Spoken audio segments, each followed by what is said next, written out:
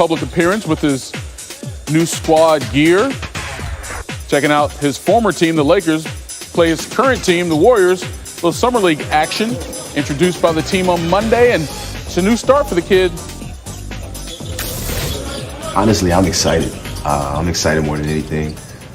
I think it's a huge opportunity, just to take another step, and learn from a good group of guys that have, that marked their way in this career. In this league. So I'm super excited.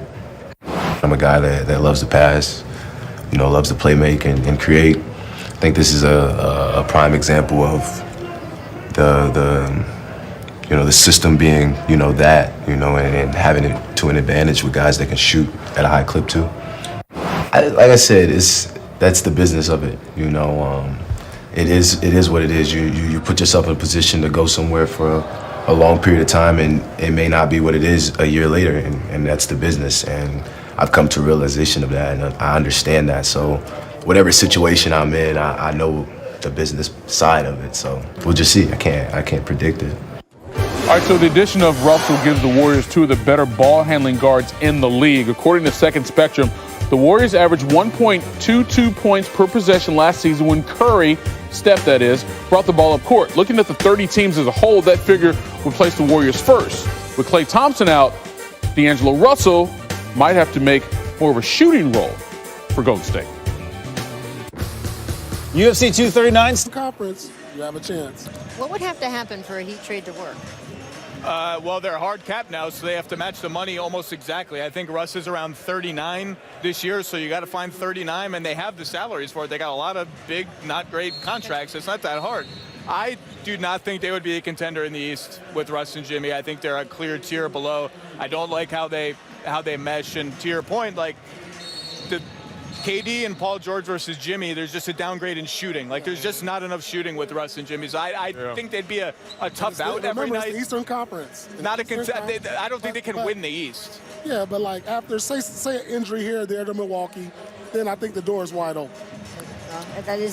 That's certainly what we saw in the West this year. An injury here or there, everything changes. You mentioned the salaries of Russell Westbrook. That's obviously a big part of wherever he might end up. He is supposed to make, when the year he turns 34, I want you guys to brace yourself on this side of the table. I'm sorry, I have to say this number to two former players who don't draw this salary anymore. $47.1 million for the 1 year that he is 34 years old. So what is the complication for Oklahoma City as they try to find somebody who's going to want to take that contract on? Finding someone who's going to want to take that contract on. I mean, seriously, there just aren't. That's a huge amount of money for a guy who's already trending the wrong way and has not developed a jump shot. You guys both know when you start to lose the athleticism, the jump shot is what saves you. I'm not sure he has it. And a lot of the teams that need point guards or that have a hole at the position are so young that it doesn't make sense for them to get a 30, 31, whatever he is, year old player. Like, it's going to be hard for them to find a match, I think. Do you think that he's trending the wrong way? No, I still think that Russell has a good future in the league. I mean, averaging a triple-double, I think the only issue that I ever have with Russell is he just has one gear, and there's sometimes during the game, particularly at the end, that he needs to take it down a notch, let the game slow down and make the proper plays. But his greatest strength is also his greatest weakness, so you have to deal with that when you have great players. Well, we'll see if he ends up moving. Already so far, less than just a little bit under $4 billion in new contracts given out this week. Ooh. We've also had a third of the top players in the league. So if you take everyone who is on All-NBA, a third of those players have changed teams. 5 of the 10 All-Star starters from February have switched teams. Kawhi, Paul George, Durant, Kyrie, Kemba, and that doesn't even count AD, who is reserved. So what do you guys think of all of this player movement? We had Vince on earlier, and he was like, this is a lot different from when I came in the league. As you've seen things trend, is it good, bad for the NBA? I think it's great because the one thing, the NBA is the only sport that one player can change the fate of a franchise. Now, in other sports, you need multiple players, football, baseball. We saw Kawhi, the one player, change the whole fate of a franchise, and that's the beauty about basketball. So I love it because you get a team that goes from nothing to something overnight in just 1 year. I think it's great too, Rachel. The big thing for me this season, I'm so excited. is we don't know who's going to win. Yep. But this is the first time in a long time where it's not like, all right, man, just get a Warriors to chip. Just let them push all the down. Just we don't Cleveland's know. going to be in the finals for the next We don't Exactly. know. years. I You mean, know, so I'm just really excited about the parity Yeah. that has become in the league this summer. Just from a pure business standpoint, it's clearly good for the league. Everybody loves the player movement. It's people obsess over it, and I do think teams don't lock themselves in prison for too long anymore. And I think it's good for star players because they're the most important people in the league, period. And if they're stuck on a dysfunctional team, they've learned, hey, my contract's only got 2 years left. Like, I'm going to flex my power and get out of here and get somewhere else that makes more sense to me. Now, I do think keeping teams together that work is one of the unique things about basketball. When you play with someone 4 and 5 years, you can close your eyes and see how they move. Like, I do worry that maybe we're losing a little bit of that because that's special, right? That's a feeling you want. Well, it is, and that's the reason why I think Denver's going to be a really good team this year. You know, you have those good young pieces, you start to lock them up, and you keep the ancillary pieces around them too, just so you can grow together. And you go through a Game 7 loss like they did in Portland, you learn something about yourself and your team there. And you don't just start saying, okay, I like that guy better, and just start picking people apart. Keep those guys together a little bit, see what happens. Damian Lillard was on this set yesterday, and he said, yeah, I'm hearing about the Clippers, I'm hearing about the Lakers and Utah and Denver. What about us? We made the Western Conference Finals, and even though we added some pieces, we're largely the same core.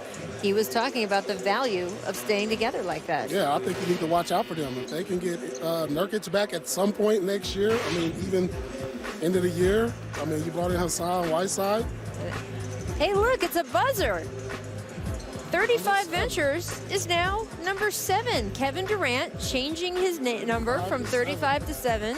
We haven't gotten an explanation why. That is Colin Kaepernick's number, though. I'm going to throw that It out sure is. I can see that 100%, KD paying tribute to Colin Kaepernick. Now, we don't know if that's true or not, but that makes sense to who KD is. Absolutely. What do you think about new place, new look, new number, Hey, new place, you? new attitude. We saw LeBron do that when he left Cleveland to Miami, and he won his first championship. Change is good. Change is good. I just can't wait to see him play in it. I want to fast forward through the year. Uniform looks good. We got games coming up here all night for you. The Jump will be back on Tuesday. See you then. Rachel, thank you very much. The Jump crew as well here in Las Vegas. Welcome to the MGM Resorts NBA Summer League action continuing from the Thomas and Mack Center. The Chicago Bulls getting set tonight, so they're taking precautions with it. More from Malika Andrews. Zion Williamson is done with NBA Summer League, but this is precautionary. They do not expect this injury to linger. It is not serious. And when I saw Zion walking out of the arena on Friday night, he had a small hitch in his step and ice on his knee, but he was not full on limping. And Alvin Gentry told me that they were always planning on being cautious with their #1 draft pick. It just so happens that in this case, cautious means playing just 9 minutes in all of Summer League. All right, so let's check in on the other folks who were playing. This is Rui Hachimura making his debut for the Wizards, 9th overall pick, throwing down the lob for a dunk. 14 points for him. He also had 5 boards as the Wizards win 84-79. You know these guys, LeBron, AD courtside as the Clips face the Lakers. Watch Nigel Hayes go baseline, finishes with the reverse jam, showing his authority as the Clippers win 93-87. How about Taco Fall? Suiting up for the Celtics in his first Summer League game versus the Sixers. Protecting the basket. The crowd loves him. A fan favorite at Summer League this year. Chris Clemens in Houston taking on Dallas. Clemens is only 5'9", but that is some ups there as he flies in for the alley-oop slam. Showing off the hops, 25 points for him, including 7 threes. Today on ESPN, ESPN2, and the app, the NBA Summer League rolls on. 5 more games starting at 3:30 Eastern. Spurs and Hornets kick things off, and Grizzlies Clippers wrap things up. As we wait for the next move in NBA free agency, this morning we'll take a minute to look at what's happened so far and assess how player movement has impacted the balance of power in the entire league. Yeah, none of these teams exist in a vacuum, all affected by what everyone else is doing. But instead of the teams dictating the shifts, it's been the players pulling the levers this year. Here's the Jump crew on who the contenders are in the East and in the West. Welcome into the jump set here at Summer League. I'm Rachel Nichols. I'm alongside Nick Friedel, our Warriors reporter, our front office insider, Amin Elhassan, and the 2008 NBA champion, Kendrick Perkins. And I want to start with you because you lived through Battle of East and West. I want to know who your favorites are in the East and West now that we've had so much movement. Well, my favorites in the East are Philly, because they bring it. I love what they did with the trade, but obviously they got to stay healthy. Ben Simmons got to prove that he can shoot the ball. Milwaukee, you can't count them out. Even though they lost Brogdon, they still is a favorite. They still got the MVP. You don't want to count out the Pacers. Nobody's just talking about the Pacers with a healthy Victor Oladipo. Let's not count out the Boston Celtics. You can't name everyone in the East. You can't. You That's can't. just 14. I'm going to go to the West. Go to the West. Okay, without name, I'm going Clippers, I'm going Blazers, I'm going the Jazz, and I'm going the Lakers. How about Okay. that? That's just Boom. So Nuggets were not in his top four. Who's in your top four? Well, I'm going to start in the West, and I'm going to start with the Nuggets. I think they bring back the same crew.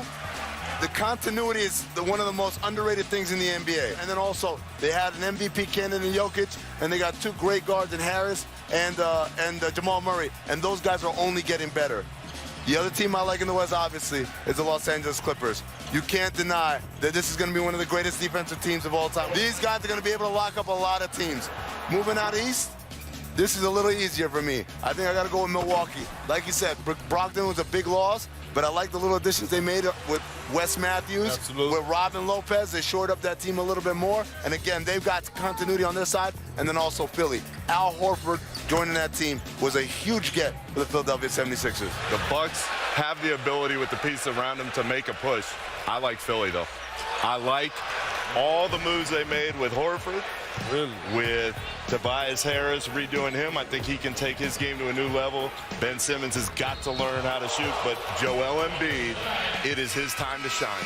This could be his league if he takes that next step and carries that team into the finals and beyond out of the East.